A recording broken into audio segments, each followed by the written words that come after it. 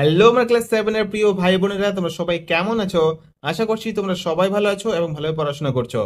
আজ এই ভিডিওর মাধ্যমে আমি তোমাদের পরিবেশ ও বিজ্ঞান বইয়ের 7 নম্বর অধ্যায় পরিবেশের সংকট, উদ্ভিদ ও পরিবেশের সংরক্ষণ থেকে পুরো অধ্যায়ের গুরুত্বপূর্ণ শর্ট প্রশ্ন এবং সাথে অবশ্যই বট প্রশ্ন এবং তার উত্তর দেব।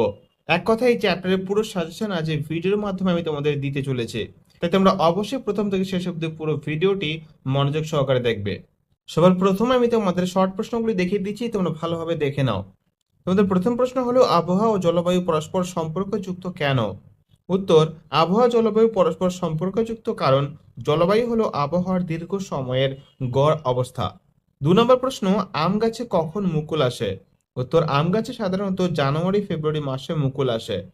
3 নম্বর প্রশ্ন, বাইরের দেশ থেকে পরিযায়ী পাখিরা কখন এদেশে আসে? উত্তর, বাইরের দেশ থেকে পরিযায়ী পাখিরা শীতকালে অর্থাৎ ডিসেম্বর জানুয়ারি মাসে এদেশে আসে। 4 নম্বরটি পড়বে, ইলিশ মাছ কখন ডিম পাড়ে? উত্তর, ইলিশ মাছ বর্ষাকালে অর্থাৎ জুন জুলাই মাসে ডিম পাড়ে। তারপর 5 নম্বরটি পড়বে, পলাশ ফুল কখন ফোটে? উত্তর, পলাশ ফুল বসন্তকালে অর্থাৎ ফেব্রুয়ারি মার্চ মাসে ফোটে। তারপর 6 নম্বরটি করবে, দুটি এমন প্রাকৃতিক ঘটনা লেখো যেগুলি বছরের একটি নির্দিষ্ট সময় হয়। উত্তর, কালবৈশাখী এবং কুয়াশা হলো দুটি এমন প্রাকৃতিক ঘটনা যেগুলি যথাক্রমে গ্রীষ্মকালে ও শীতকালে ঘটে থাকে। তারপর 7 নম্বরটি পড়বে, আমাদের দেশে বছরে কোন সময় বেশি গরম পড়ে? উত্তর, আমাদের দেশে গ্রীষ্মকালে অর্থাৎ এপ্রিল মে মাসে বেশি গরম পড়ে। তারপর এখান থেকে 8 9 নম্বরগুলো এগুলি করতে হবে না, এখান থেকে একদম তোমরা করে নেবে 12 নম্বর প্রশ্নটি। এসপিএম এর পুরো কথাটি কি? উত্তর, এসপিএম এর পুরো কথাটি হলো সাসপেন্ডেড পার্টিকুলেট ম্যাটার। তারপর 15 নম্বরটি করবে, একটি গ্রিনহাউস গ্যাসের নাম লেখো। উত্তর, কার্বন ডাই অক্সাইড। তারপর এই 26 নম্বরটি করবে, কোন হিমবাহ থেকে গঙ্গা নদীর উৎপত্তি হয়েছে? উত্তর, গঙ্গোত্রী হিমবাহ থেকে গঙ্গা নদীর উৎপত্তি হয়েছে। তারপরে 29 নম্বরটি করবে, প্রবাল কি অথবা কোরাল কি? উত্তর, প্রবাল বা কোরাল হলো এক প্রকার সামুদ্রিক অমেরুদণ্ডী প্রাণী। তারপরে 30 নম্বর প্রশ্নটি করবে, প্রবাল বা কোরাল কোন পর্বভুক্ত প্রাণী? উত্তর, নিডারিয়া পর্বভুক্ত। তাহলে পরের প্রশ্ন, প্রবালের বহিঃকঙ্কাল কি দিয়ে তৈরি? উত্তর, প্রবালের বহিঃকঙ্কাল ক্যালসিয়াম কার্বনেট দিয়ে তৈরি। তারপরে এই 33 নম্বরটি করবে, প্রবাল প্রাচীরে বসবাসকারী দুটি প্রাণীর নাম লেখো। উত্তর, মাছ ও স্পঞ্জ। তারপর 34 নম্বরটি করবে, প্রবাল দ্বীপ কি? উত্তর, মৃত প্রবাল ও অন্যান্য জৈব বস্তুর সাহায্যে সাধারণত প্রবাল প্রাচীরের অংশ হিসেবে যে দ্বীপ গড়ে ওঠে তাকে প্রবাল দ্বীপ বলে। তারপরে এই প্রশ্নটি করবে, ভারতের দুটি বিলুপ্ত প্রায় পাখির নাম লেখো। উত্তর, ভারতের দুটি বিলুপ্ত প্রায় পাখির নাম হলো গ্রেট ইন্ডিয়ান বাস্টার্ড ও হোয়াইট বেলিড হেরন। ভারতের দুটি লুপ্তপ্রায় প্রাণীর নাম লেখো। উত্তর, ভারতের দুটি লুপ্তপ্রায় প্রাণী হলো ভারতীয় সিংহ ও একশৃঙ্গ গন্ডার। একটি বায়োডাইভার্সিটি হটস্পটের নাম লেখো। উত্তর, ভারতের পূর্ব হিমালয়। পশ্চিমবঙ্গের দার্জিলিং জেলা কোন বায়োডাইভার্সিটির হটস্পটের অন্তর্গত? উত্তর, পশ্চিমবঙ্গের দার্জিলিং জেলা পূর্ব হিমালয় বায়োডাইভার্সিটি হটস্পটের অন্তর্গত। ভারতীয় ভূখণ্ডের কত অংশ অরণ্যে ঢাকা? উত্তর, শতকরা 19.7 অংশ। রেসাপিন কোন গাছ থেকে পাওয়া যায়? উত্তর, সর্পগন্ধা গাছের মূল থেকে রেসাপিন পাওয়া যায়। রেশমকীট কোন গাছে বাসা বাঁধে? উত্তর, রেশমকীট তুঁত গাছে বাসা বাঁধে। বিশ্ব উষ্ণায়নের ফলে বিপন্ন দুটি প্রাণীর নাম লেখো। উত্তর, বিশ্ব উষ্ণায়নের ফলে বিপন্ন দুটি প্রাণীর নাম মেরু ভালুক ও এম্পেরর পেঙ্গুইন। সুন্দরবন কোন প্রাণী সংরক্ষণের জন্য বিখ্যাত? উত্তর, সুন্দরবন রয়্যাল বেঙ্গল টাইগার সংরক্ষণের জন্য বিখ্যাত। পশ্চিমবঙ্গের একটি অভয়ারণ্যের নাম লেখো। উত্তর, গরুমারা অভয়ারণ্য। তারপর চাষের ক্ষেতের বর্জ্যের প্রকৃতি কি রূপ? উত্তর, চাষের ক্ষেতের বর্জ্যের প্রকৃতি কঠিন, তরল ও গ্যাসীয় 3 প্রকারের হয়। চাষের ক্ষেতের একটি বিষাক্ত বর্জ্য পদার্থের নাম লেখো। উত্তর, চাষের ক্ষেতের একটি বিষাক্ত বর্জ্য পদার্থ হলো প্যারাথিয়ন, যা একটি বিষাক্ত কীটনাশক। তারপর হাসপাতালের বর্জ্যের প্রকৃতি কি রূপ? উত্তর, হাসপাতালের বর্জ্যের প্রকৃতি কঠিন ও তরল উভয় প্রকৃতির হয়। ঘরবাড়ির বর্জ্যের প্রকৃতি কি রূপ? উত্তর, ঘরবাড়ির বর্জ্য কঠিন ও তরল উভয় প্রকারের হয়।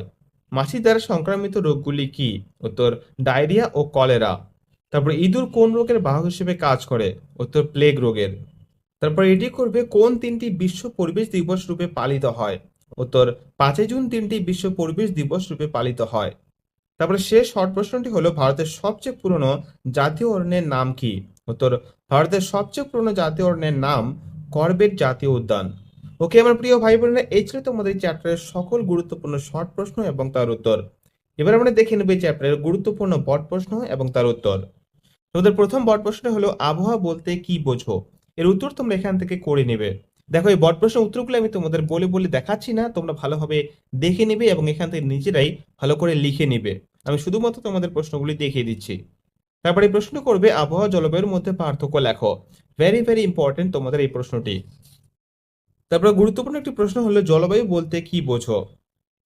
তারপর এই প্রশ্নটি করবে বিশ্ব উষ্ণায়ন বা গ্লোবাল ওয়ার্মিং কি, অথবা বিশ্ব উষ্ণায়ন কাকে বলে? এর উত্তর তোমরা এখান থেকে লেখা শুরু করবে, এই 2 লাইন লিখবে,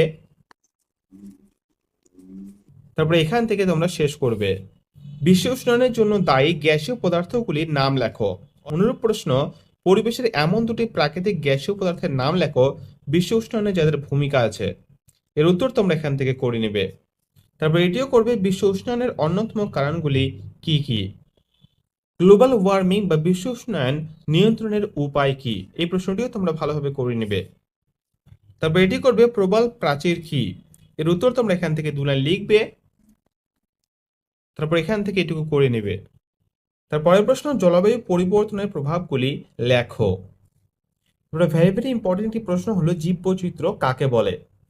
ভারতের বায়োডাইভার্সিটি হটস্পটগুলির নাম লেখো। তারপরে একটি গুরুত্বপূর্ণ প্রশ্ন হলো সংক্ষেপে জীববৈচিত্র্যের গুরুত্ব আলোচনা করো। এর উত্তর তোমরা এখান থেকে লেখা শুরু করবে এবং এখান থেকে শেষ করবে। তারপর এটিও করবে উদ্ভিদ বৈচিত্র্য সংরক্ষণের প্রয়োজনীয়তা কি। তারপরে একটি গুরুত্বপূর্ণ প্রশ্ন হলো জীববৈচিত্র্য বিনাশের কারণ কি। এর উত্তর তোমরা এখান থেকে লেখা শুরু করবে এবং এই অবধি লিখবে। তারপর এখান থেকে 2 নম্বর প্রশ্নটি করবে বর্জ্য পদার্থ বলতে কি বোঝো। তবে 3 নম্বরটিও করবে বর্জ্য পদার্থগুলিকে কয় ভাগে ভাগ করা যায় ও কি কি। এর উত্তর তোমরা এখান থেকে এই 1 লাইন লিখবে, তারপর এখান থেকে লেখা শুরু করবে এবং এই অবধি লিখবে। তারপর এটিও করবে মশা দ্বারা সংক্রামিত কয়েকটি রোগের নাম লেখো। হাসপাতালে ব্যবহৃত বিভিন্ন পরিত্যক্ত বা রোগীর ব্যবহৃত উপাদান দ্বারা সংক্রামিত কয়েকটি রোগের নাম লেখো। তারপরে খাদ্য কাকে বলে উদাহরণ দাও। তারপর এটিও করবে খাদ্য শৃঙ্খল কাকে বলে। খাদ্যজাল বলতে কি বোঝো উদাহরণ দাও, অথবা খাদ্যজাল কাকে বলে খাদ্য শৃঙ্খল ও খাদ্যজালের সম্পর্ক রেখাচিত্রের সাহায্যে দেখাও। এর উত্তর তোমরা এখান থেকে লেখা শুরু করবে, তারপরে এই রেখাচিত্রটি ভালোভাবে তোমরা করার চেষ্টা করবে। এবার তোমাদের চ্যাপ্টারের লাস্ট প্রশ্নটি হলো মাটির ক্ষয় নিবারণে অরণ্যের ভূমিকা লেখো। ওকে আমার প্রিয় ভাই বোনেরা, এই ছিল তোমাদের এই চ্যাপ্টারের সকল গুরুত্বপূর্ণ প্রশ্ন এবং তার উত্তর। তোমরা যদি এই প্রশ্নগুলো ভালো করে নিতে পারো তাহলে আশা করি তোমরা এখান থেকে কমন পাবে। ওকে, তাহলে আজকের ভিডিওটি এই পর্যন্ত, দেখা হচ্ছে নেক্সট পরবর্তী ভিডিওতে।